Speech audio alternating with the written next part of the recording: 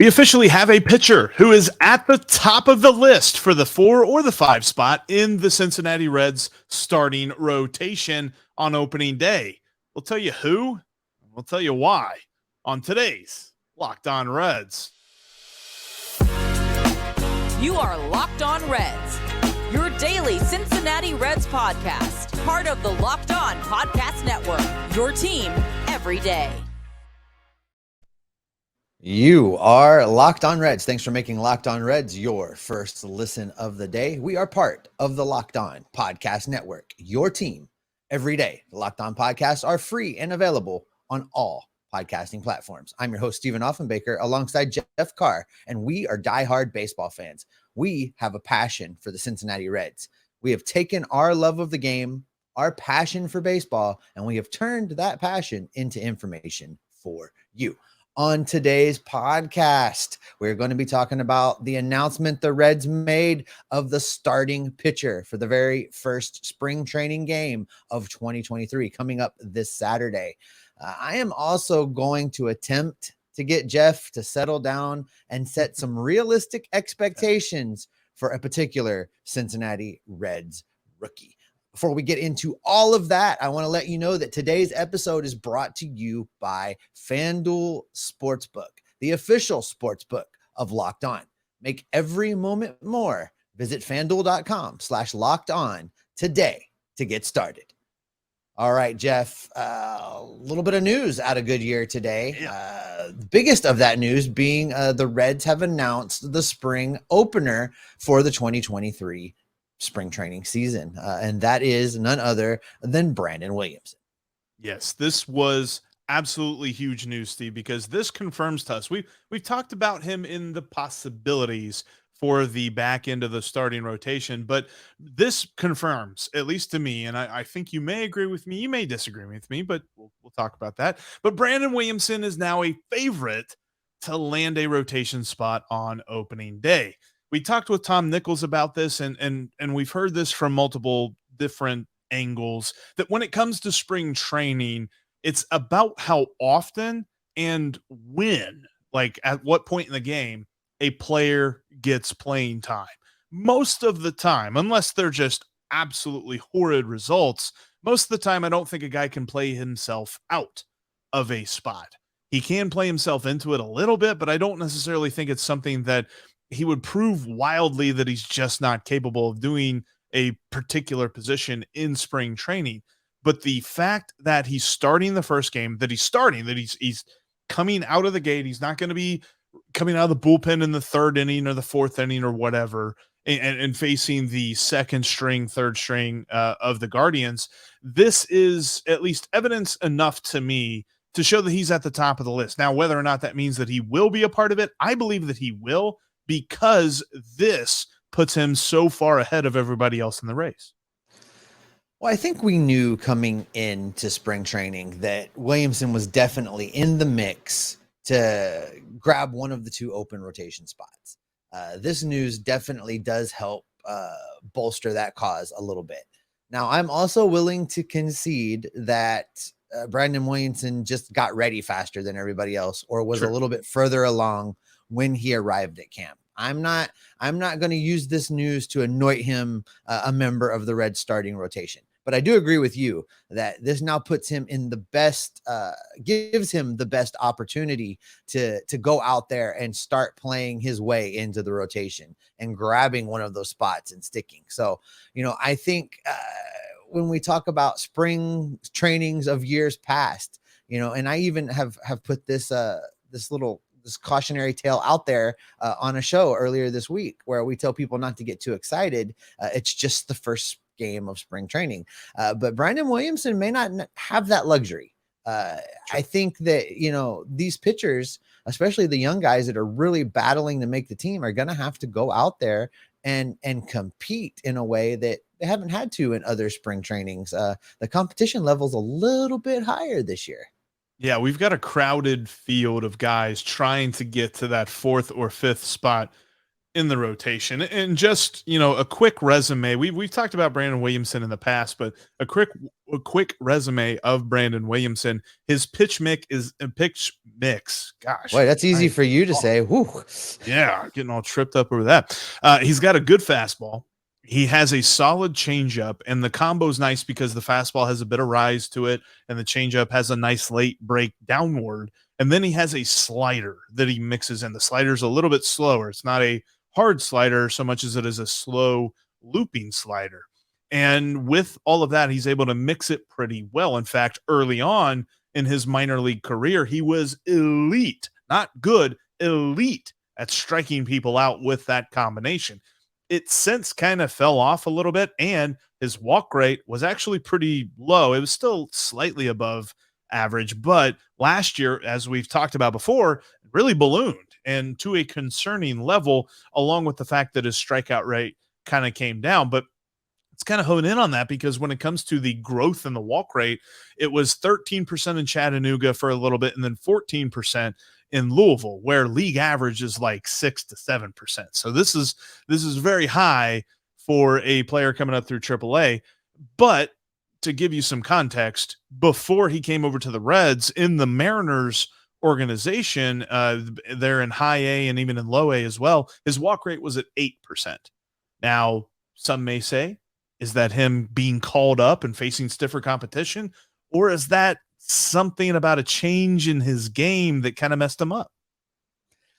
I don't know if it's even about a change in his game. Let's remember that this guy got traded to a new organization, was working with new coaches in new cities with different sets of expectations, and refiguring his life. One day he's a member of the Seattle organization, and the next thing he knows, he's a Cincinnati Reds prospect. So, I imagine that there was a lot of uprooting that went on for him last year. And we talk about this, and we talked about this as recently as this week, Jeff. The end of the day, the players are people, and how they adjust to stress and change and new situations is going to vary from person to person to person. And I just wonder, because the change in the numbers was so dramatic and so drastic, I just wonder if he needed more time to adjust and settle in, just because that's who he is. And if that's the case, I look forward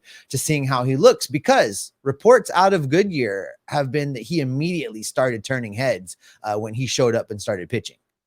Yeah, the great thing was Charlie Goldsmith had an awesome article over the weekend, and this was before the announcement was made that he would start the first spring training game. But there were some great quotes by Brandon Williamson in that article, and one of them pertained kind of to his philosophy when it came to pitching. He had this to say. He said, "Last year, I was more trying to make guys miss. Now, let them hit it. If they miss, great. I still think I have really good stuff." And this is a mentality that we've talked about a lot when it comes to guys who want to nibble and guys who throw too many pitches. They're trying to throw that perfect pitch. And he admitted that's kind of what he was doing. And I think that just speaks to what you said, is he came over here and he's like, I got to impress these coaches. I got to impress these guys because they don't know me and they don't know what I can do. So I'm about to show them. And I think he probably got in his head a little bit. I think it's reasonable to think that at least there was some component of that. Now, listen, I didn't have a secret conversation with Brandon, and he told me these things. This is pure speculation, but I mean, if you just think about yourself, and if you packed up tomorrow, Jeff, and moved halfway across the country, just, doing this show as an example, it would take a minute to get things reset and studio set up and to get comfortable, and you would be off your game for a little bit. How long that would take, who knows, but you would be off your game initially. And I really think that there is a component of that to what we saw in his numbers last season. And I think that's supported by the fact that he's improved and really gotten everybody's attention in Goodyear this year. And I also think that it's worthy to note that he's saying the right things and approaching this in a way that I think is reasonable. He's not hyping it up, I guess, as much as we are, or putting as much pressure on himself as I guess we are. He's focused in on getting his game right and doing what he believes he can do. And I like that. If that carries over into the games and he doesn't press, if he just, throws the easy gas and plays his game, I really do believe he's got the inside track on that 5th rotation spot. Yeah, there's been a lot of great things said about his stuff, but the fact that he has been tabbed the starter for the first spring training game, just to me really confirms the fact that Brandon Williamson is a favorite to land a rotation spot on opening day. Steve, Spencer Steer will be awesome this year. We talked about this quite a lot. So awesome, I think he could possibly win an award. But I know that you are going to attempt to talk me down a little bit and maybe calm me down slightly. Attempt being the key word. Before we get into that, though, I wanted to let you know about one of today's sponsors, and that is FanDuel. FanDuel is the #1 sportsbook in America, and they've got the no sweat first bet for you as we hit the midway point of the NBA season. That is, if you are new to FanDuel, you can take advantage of the no sweat first bet and get up to $1,000 back in bonus bets if your first bet doesn't win. All you have to do is download the FanDuel Sportsbook app and go to FanDuel.com/locked-on. The Sportsbook app is safe, it's secure, and it's super easy to use. You can also check out lots of great stuff, whether you're talking about Major League Baseball futures. If you want to check out the Reds win total of 65.5 and take the over the under, Steve, what do we like to say around here? Well, if Jeff's taking the over, take the under. Take that's not what I say. That's what you say. But don't miss out on your chance to get a no sweat first bet when it comes to FanDuel. Just go to FanDuel.com/locked-on today and learn more. That's FanDuel.com/locked-on. Make every moment more with FanDuel. They're an official sports betting partner of the NBA.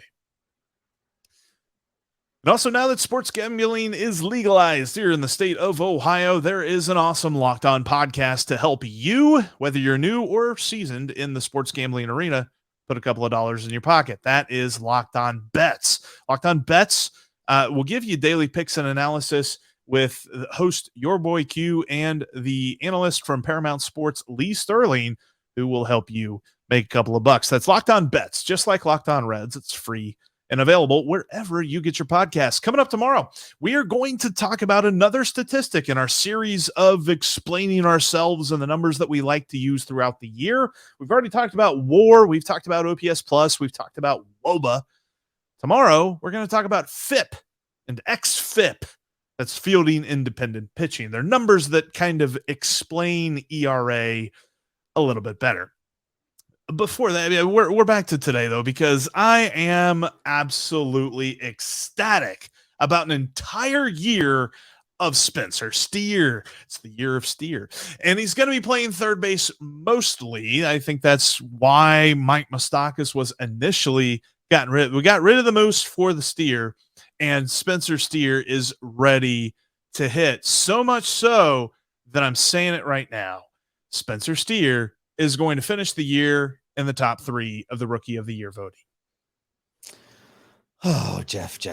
Now, look, if that's what happens, great. I'll be super excited about that. But I think that each and every one of us in Reds country have been guilty of doing what you're doing right now. And that is setting the expectation level so high that it's almost impossible for the player to actually come through and achieve the thing. We're doing it with Ellie De La Cruz right now. You're trying to do it with Spencer Steer. We did it with Nick Senzel. How did that work out for you? We need to be careful with this kind of stuff. This is what I know for sure. In 28 games in 2022, Spencer Steer had a slash line of 211, 306, 326 for an OPS plus of 72. That ain't Rookie of the Year material. And I understand that was a cup of coffee call up and he was kind of trying to figure it out and got some exposure to the big leagues. And I was glad for that. You were glad for that. I'm still very glad the Reds did that because now he can hit the ground running. So will that be the way he performs heading into the season? Probably not, but let's allow for a little room for him to struggle.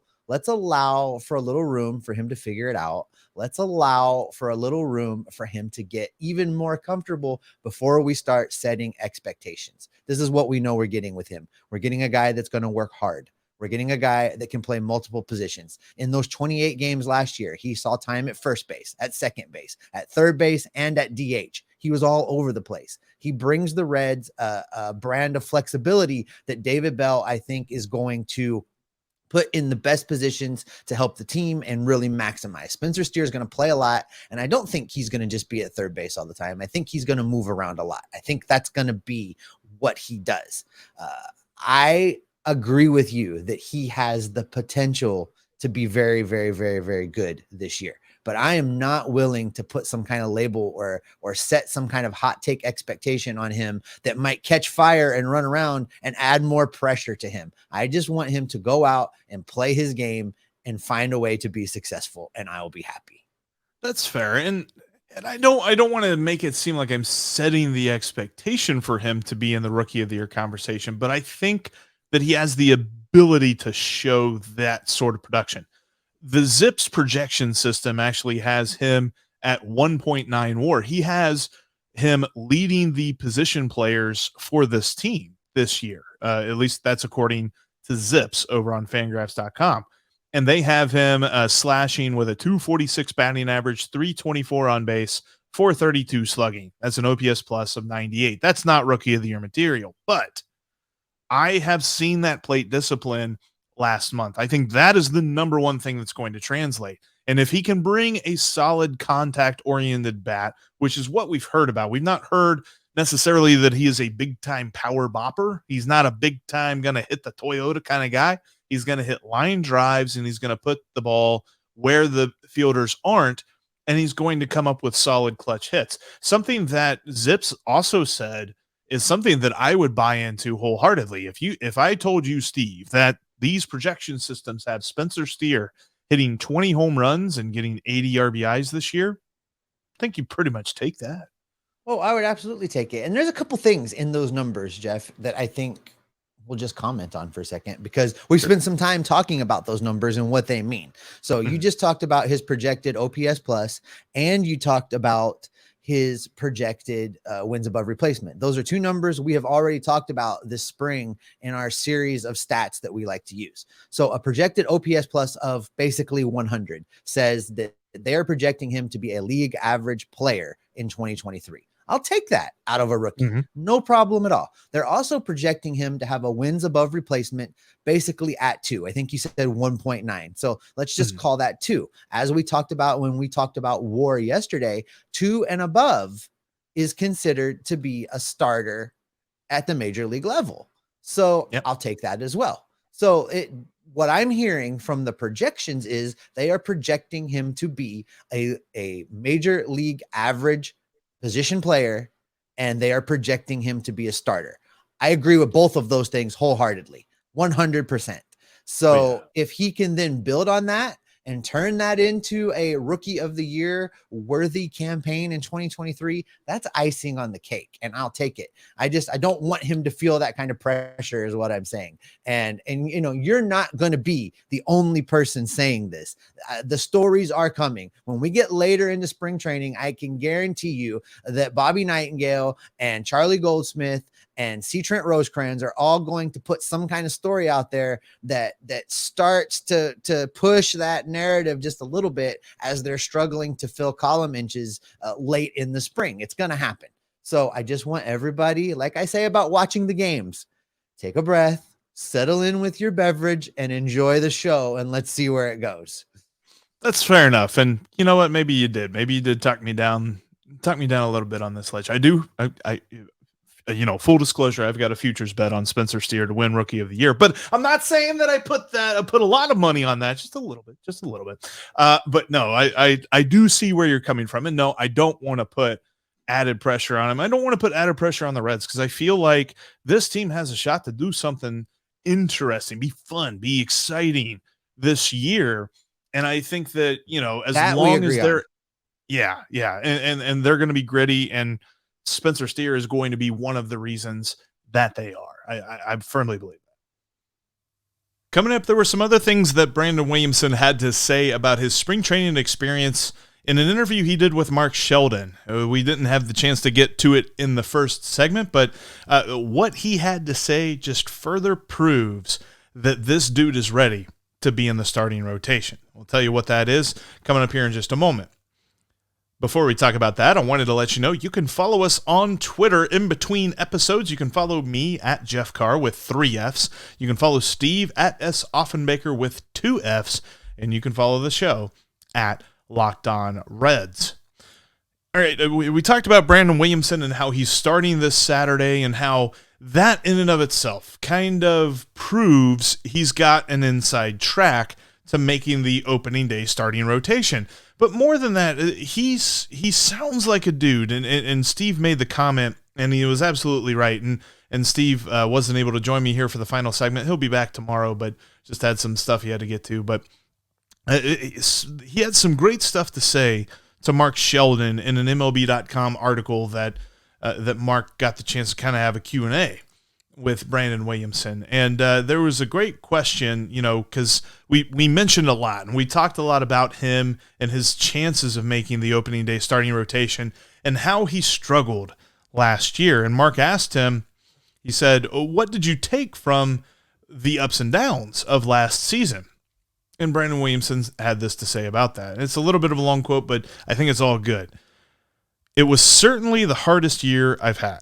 I think it's good. I never had a season where if I had a bad game, then in 2 weeks, I didn't have a good game.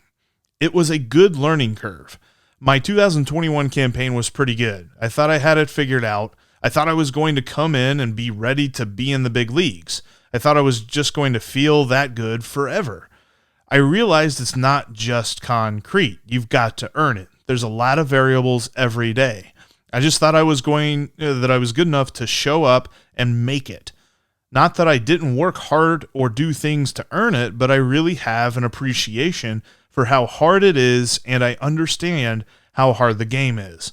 I don't put that pressure on myself anymore. Last year when I showed up to the field, I just wanted to go home. I was like, man, I'm terrible right now. And we all go through that, right? And this is something that Jeff Brantley talked about quite a bit. It was on multiple different broadcasts last season, but it's something that we've heard Tom Nichols talk about. It's something that anyone who watches baseball, anybody who's been around baseball for any amount of time understands these things, and that is, when do you fail? Do you go through, as a prospect, do you go through the entirety of your minor league career without failing, and then you make it to the major leagues, and then all of a sudden you deal with failure? And how do you bounce back from that? The Reds, one of the reasons that they've been pushing Elly De La Cruz so much and pushing guys like Noelvi Marte and Edwin Arroyo is because they see the talent. They just want to push. They want to test them. And if they get to a level where they struggle, that's good. They want to see that struggle, and they want to see how a guy bounces back. And when it comes to Brandon Williamson, the fact that he went through last year's struggles and the fact that he is kind of understood that and he knew how to come out of that. And now that he is, reports where he showed up to camp almost completely ready on day one. He's in very good shape, and he had his arms stretched out, ready to go. He's been throwing well in bullpen sessions. There's been, lots of oohs and ahs at different pitches, especially his fastball, that have been thrown in bullpen sessions, so that so many people are impressed with him out in Goodyear, and they think that he is ready to show what he has. And the fact that he has been able to go through these struggles and has come through on the other side just better for it. I'm very interested to see what Brandon Williamson has, because all of the reports of him, whenever the Reds made the trade, the Jesse Winker and Eugenio Suarez trade, was that obviously he was the key piece of that deal, at least at the time when it was reported. He was the number one guy that the Reds got back, because remember, it was Williamson, it was Jake Fraley, and it was Connor Overton as well. I think there was one other player. I think it was a minor, just a relief pitcher or something like that was involved, but those were the three principal guys, and Williamson was kind of the key piece. And the fact that the Reds now have this young rookie left-hander that they can then pair with the fact that Nick Lodolo is a sophomore left-hander, it's just so encouraging to see the direction of this pitching staff, especially to see how Brandon Williamson will develop, because he is a guy that I have pegged as a guy that I want to see a lot of this year. He might struggle. He might go through some times where guys are hitting him, he's giving up homers, he's walking too many guys or something like that. But I want to see him work through that struggle. I want to see how he becomes a major leaguer, deals with the adversities of Major League Baseball, and how can he come out of the other side of that? Because unless you're given that opportunity, you'll never know. And this is the perfect year to give those guys that opportunity. We've talked about how, we're excited at the possibilities of the Reds surprising some people, but the stated goal of this year is to find, the rest of the team within the prospects and the guys that they call up. Nick Krall has said multiple times before that when it comes to the Reds and how they're going to build their team moving forward, it's through drafting, developing, and making sure that they build from within. So in order to do that, you have got to test those guys out at the major league level. That's why when we see signings about Hunter Strickland and Chase Anderson and things like that, we do have a little bit of worry, because if those guys are on the roster, these are taking valuable playing time away from other dudes. Like Hunter Strickland in the bullpen, there's so many guys who could be proving themselves in the bullpen for the Reds, like a Ricky Karcher or a Leon Richardson or a Kyle Legumina, like guys whose names that you don't know. I'm saying names that you don't know right now, and that's because they haven't been given their chance. But they're ready for it. They're ready to take that chance. And the Reds need to make sure that they give them the opportunity to do so. Don't fill up the roster with these retread waiver wire pickups like you have in years past, and then forget about the fact that you could be finding important pieces of your future playoff team. Brandon Williamson is absolutely at the top of that list as one of the key of a could-be key piece of a future Reds playoff team. You talk about a left-handed top-line starter like that? Absolutely. So yes, the Reds have Hunter Green, they have Nick Lodolo, they have Graham Ashcraft. You got to have 2 more starters, at least for the most part. You probably got to have 3, 4, 5 more starters if you really want to have some good depth there. But you got to start with Brandon Williamson, because he is at the top of the list of potential guys who can make a huge impact on the future of the Reds. And it feels like he hit his trial. He hit his period of struggle, and now he's coming out on the other side of it. Is he ready for the major leagues? We're going to find out here soon. But the Reds need to make sure that he gets ample playing time to show his talent this season. I love what I've heard from him out of camp. I love what I've heard from reports about his play from Reds spring training, and I look forward to seeing him pitch on Saturday. And that's going to do it for us here today for this Locked On Reds podcast. Thank you so much for watching. Thank you for listening. Like we said, tomorrow we will continue our series of explaining different statistical elements that we like to evaluate players with. We're going to talk about fielding independent pitching, FIP and XFIP, and why they are important in understanding the value of a pitcher. That's coming up on tomorrow's Locked On Reds podcast. But now, for your second listen, go check out Locked On MLB Prospects. Lindsey Crosby has you covered on all of the stars of tomorrow as he looks around the major leagues in each and every organization to look for the top talent. That's Locked On MLB Prospect, just like Locked On Reds. They're free and available on all platforms. And as always, Locked On Reds is your team every single day, because we are Locked On Reds every single day.